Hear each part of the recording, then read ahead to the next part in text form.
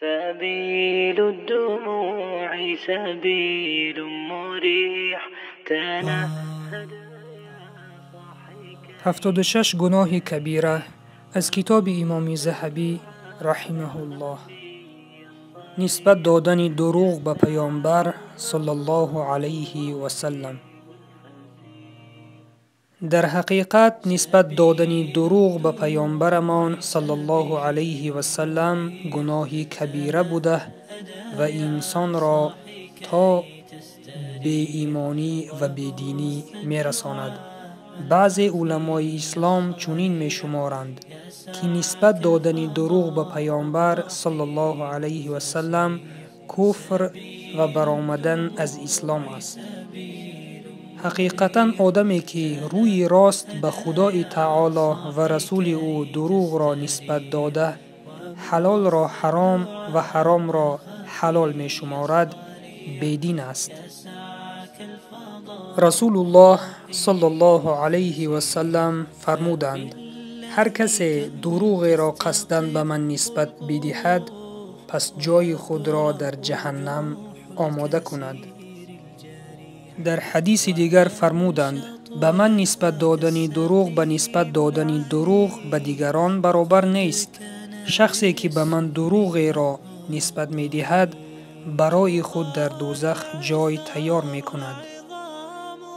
و در حدیث دیگر فرمودند: به مسلمان همه خصلت‌ها را داشتن ممکن است مگر دروغگویی و خیانتکاری.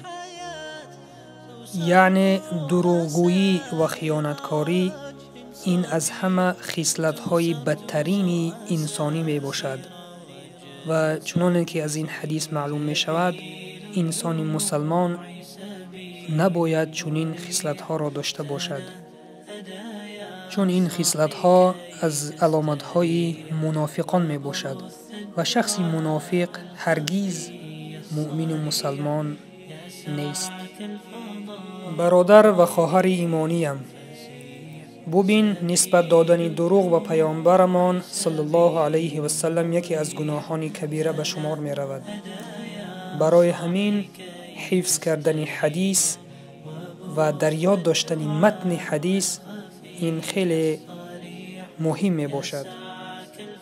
پس هر وقت که حدیث را می خوانیم یا از زبان عالمی می شنویم، باید به متن حدیث دقت جلبی داد تا در وقت روایت کردن این حدیث به دیگران چیزی را زیاد و کم نکنیم.